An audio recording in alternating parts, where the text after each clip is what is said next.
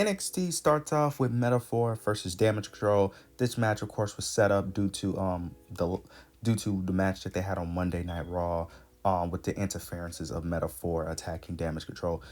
It ends up getting interrupted by Piper Niven and Chelsea Green, who recently lost to Lash Legend. So they end up interrupting the match, causing a disqualification, and they end up attacking both tag teams.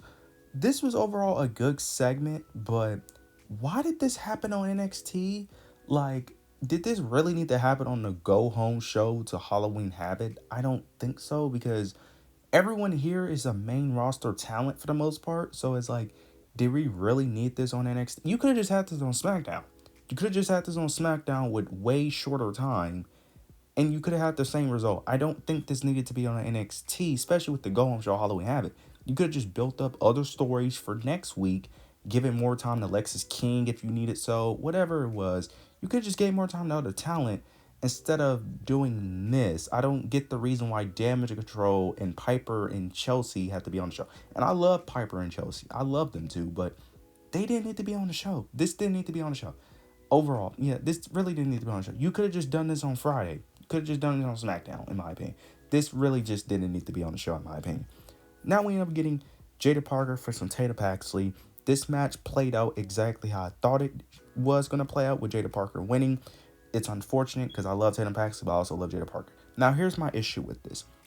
It's why Jada Parker won that I kind of have an issue with this, because during this, Lola Vice ends up coming out trying, to confront Jada Parker. And then afterwards, Wendy Chu comes out and basically kidnaps Tatum Paxley, puts her in some type of casket or whatever, and ends up rolling with her. My issue with this is, during the match, they show Lola Vice watching the match, and then she ends up leaving. So that means she went out to try to come out to attack Jada Parker. Why did they make her come out after Jada Parker wins? Because the whole purpose is for her to get payback, for her to get revenge, especially with her costing her match last week against Nikita Lyons. Why would she come out after Jada Parker wins? She should have came out during the match. That's when she should have came out. And also, because Lola Vice ends up doing the same thing later in the show, she ends up costing OTM the match against Hank and Tank later in the show. But it's like, you have her cost OTM but not Jada Parker. It's not making sense here. I get that it's technically the same thing because she's cool with OTM, but if I'm the enemy, I will want to cost my actual enemy's match, not the enemy of, not the friend of my enemy. I'm probably going all over the place, but I hope you guys understand what I'm saying. It's like, I just didn't feel like that made sense. I understand they probably wanted to give Jada Parker the victory, but you could have had the same outcome with Lola Vice costing her the match and still have Wendy Chu come out and kidnap Tatum Paxley. And then now we're going back to this Wendy Chu storyline, which, oh my God, I do not want to see, because it's just not working for me. But hopefully it's better than last time, but I'm just not ready. But yeah, I don't understand why they had Lola Vice come out after she won. I just don't get that point. But hopefully this feud works out. Hopefully everything plays together. But yeah, to me, that just didn't make any sense. We end up getting a segment. Adrian Rizzo ends up getting attacked. The family, of course, ends up coming to the aid of her to see what happens, and they're basically trying to come up. Well, they didn't come up, but this ends up leading to the next match with Oba Femi and Crucifino. It becomes a mystery throughout the show of who attacked Adrian Rizzo. So then this leads to Crucifino versus Oba Femi. Oba Femi, of course, ends up dominating Crucifino. After the match, though, he ends up attacking Crucifino and Channing Stacks. He ends up attacking him.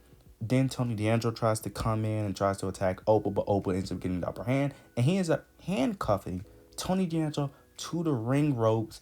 And then he starts demolishing Channing Stacks and Crucifino, making Tony D'Angelo watch him beat up on his family. He ends up putting Channing Stacks to a table. Then he ends up doing a power bomb onto into the middle of the ladder onto Crucifino.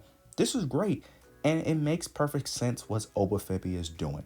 Oba Femi in his promo last week said that next time his family will not be there. What Oba Femi is clearly doing is making sure his family won't be by his side. Because before, during the build up towards NXT not No Mercy when he lost, but during the build up towards, when Oba Femi eventually lost, Adrian Rizzo was the person that motivated him to get over his fear of Oba. And then during the match, he ended up pushing down Crucifino and Channing Stacks. I think he pushed down Adrian Rizzo too, but during the match, he ends up pushing them two down, which allowed Tony D'Angelo to start getting motivated and he starts powering up. So he's trying to prevent that to make sure Tony D'Angelo can't use his family as motivation to end up beating him this time, which I think is a great game plan. This is showing a more ruthless, a more dominant force of Oba Femi going more towards that darker side as a heel. I like what the story they tell. This is making it somewhat hard to see how they would make him lose or if he ends up getting his NXT North American Championship back. Now we know we're getting Andre Chase. He ends up having a little vignette segment talking about Ridge Holland. Basically, he talked about how, they brought him into the family, they brought him into Chase U, how they tried to help him, and that there's no saving him, and that basically they're going to have a match, whatever, and they're going to have an ambulance match at Halloween Havoc. Now, this was overall solid. Now, one thing I will say, they need to stop with this revisionist history because every person of Chase U keeps saying the same thing where they keep saying that they brought him in with open arms. That is not true. I don't know where they're getting that. I don't know if the writers are forgetting that, Shawn Michaels, but stop saying that. Stop saying you brought him in with open arms. That is not true at all. That is far from the truth. Like, are we just not going to forget that Duke Hudson, Reg, and Riley Osborne wasn't complaining about him being in Chase U? That is not true. But everything else was perfectly said. This was overall solid. I can't wait to see how that match plays out, though, because the ambulance match should be fun. I can't wait to see what happens at Halloween Havoc. Now we end up getting an Eat the Page Trick Williams promo. This was overall a solid promo. I'm not going to go over too much because it was solid, but it wasn't nothing too major. Basically, the premise of the promo was basically Ethan Page is desperate and willing to do anything to defeat Trick Williams, that's what Trick Williams said. Trick Williams called Ethan Page desperate, and Ethan Page is basically saying that he's willing to do anything to basically get his NXT championship back. And since it's going to be in a devil's playground, there's no rules. Basically, the premise of the promo is to just see how far is Ethan Page willing to go to get his championship back, and is Trick Williams able to basically push those boundaries just as much as Ethan Page in order to retain his NXT championship. This was overall really solid promo. I enjoyed it. I don't have much to say. I'm just excited for the match overall. Trick Williams probably most likely will win his NXT championship. I will be making a predictions video very soon, probably shortly after I make this video actually. So going to most likely make a predictions video. Most likely Trick Williams will retain, but overall I'm excited about the match. I really want Ethan Page to low-key win because I love Ethan Page. I do. So underrated, bro. I love Ethan Page. I love this championship run, but it's just Trick Williams' time. Now we end up getting a segment. Well, this actually happened early in the show, but this gonna, culminate into the same thing, basically. We end up getting a segment with Karmen, Petrovic, Brinley Reese, and Soul Ruca and Ashanti. Ashanti ended up approaching Karmen Petrovic. He basically he's trying to, to approach her and try to apologize, but Karmen is not accepting it. And Karmen basically ends up brushing it off like she doesn't really like him and don't really want him. Then Soul Ruca confronts her about it, but Karmen ends up, clapping back at her, and this leads to a match. This leads to a match between Karmen and Soul. During the match, Karmen ends up getting distracted by Ashanti Adonis once again. He ends up leaving like the crowd area with a woman, which allows Soul Ruca to end up hitting the Soul Snatcher, picking up the victory. Like I said, I don't know what the long term or the end goal of this storyline really, but I'm actually enjoying it. I love goofy storylines that are somewhat stupid, especially Ashanti. I love Ashanti Adonis playing this player boy character. And then Karmen Petrovic, I ain't gonna lie, this gimmick that she's playing is actually working. I'm gonna be honest, which is very weird, but it's actually working for me. I'm actually enjoying this storyline. I don't know what the end goal is. I don't think it's gonna be a major end goal, but overall, I'm still enjoying the storyline. Now we end up getting a quick segment. Nikita Lyons was talking to Tyson and Tariq, who really should be on TV more, if I'm being honest, especially in that tag division. But talking to Tyson and Tariq, but then Oba Femi ends up coming out, giving her coat back, and ends up thanking her. And then Nikita Lyons ends up taking Oba Femi back. It looks like the mystery is solved for the most part. Is that Nikita Lyons was the one that attacked Oba Femi and that she is turning heel. Now, the comments that I have been seeing during this scene, bro, on the WWE website, I mean, not the website, the WWE YouTube channel and on Twitter are hilarious, bro. Because to be fair, it did give me that vibe, but y'all are wilding with the comment section. If y'all don't know, just go on WWE's like YouTube channel and it should pop up this segment, or go on in, like, you should see, like, it is hilarious the comments that people are leaving under this segment. It's hilarious because it's kind of funny, but still. But overall, yeah, Nikita Lyons is turning heel. I'm very interested to see how that story plays out, and it makes sense from Oba Femi's perspective. Now, I am curious to see why Nikita Lyons would help out Oba Femi, but it could just be a storyline thing nonetheless. But I'm excited. I haven't been able to really see Nikita Lyons really perform because she's been injured a lot. So hopefully she stays healthy, and hopefully this heel run actually goes well. Now we end up getting OTM versus Hank the Tank. I kind of already spoiled it earlier in the show with Lola Vice end up interfering in the match. Jada Parker and Lola Vice end up brawling in the match. Hank and Tank ends up picking up the victory, which I'm not mad at. They did end up winning by cheating because it was like this race car driver, NASCAR driver, ended up interfering in the match as well, costing OTM the match. Like I said, I think Lola Vice should have interfered in the match during Tatum Paxley match with Jada Parker, costing her the match, and then you could have had her still come out and still end up brawling with Jada Parker. Still could have got the same outcome. But overall, Hank Tank picks up the victory. Now we end up getting the main event, which also made me even more frustrated with this booking decision. Fatal Influence versus Stephanie Valkyrie and Julia. Okay, I think the two members was Jason Jane and Fallon Henley.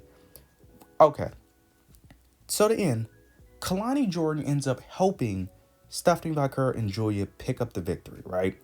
Okay, my issue is this. Why? Why did we need this? Because on Sunday, right, it's going to be one of Fatal Influence facing Kalani Jordan.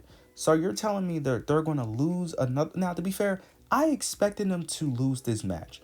My thing is, why did Kalani Jordan have to help them? You could have just had Stephanie win cleanly. They already lose cleanly regardless. So having Kalani just made it worse, because because we already know Kalani is not losing Sunday. As much as I want to believe that she should lose and probably is, she's not. She's going to lose Sunday.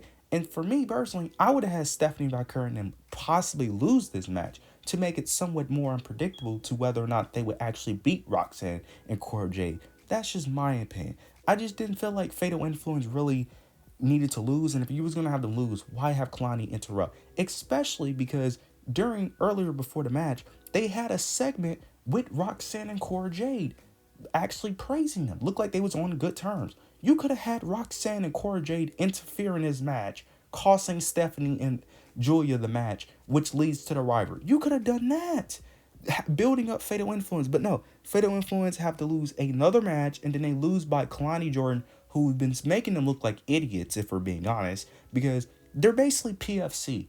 If we're being honest, they're basically NXT's version of PFC, where they talk all this stuff and then they lose every match. It's ridiculous at this point. But after the match, Fatal Influence ends up spinning the reel and then ended up landing on Spinner's choice. So basically, I'm assuming they're going to decide the stipulation during on Sunday, before the match starts. Whoever the ones ends up facing Kalani Jordan. But then afterwards, the lights shut off, and then Delta ends up making her NXT appearance. It's going to be very interesting to see what she does, because she ended up interrupting Fatal Influence moment. So does that mean she's going for the North American Championship, or she's going for the NXT Women's Championship? A lot of questions to be answered also. And she also ended up having like a vignette behind her as well. And then she showed her like punching the Hollywood Havoc like logo. So it looks like she's going to make an appearance at Halloween Havoc. But I'm very interested. This was overall a good episode of NXT. I did disagree with some of the decisions, but overall, good episode of NXT. You let me know your opinions down below. I'm going to drop my NXT Halloween Havoc predictions very soon, shortly after. So you guys look out for that. Make sure you like, comment, subscribe. But yeah, that's it.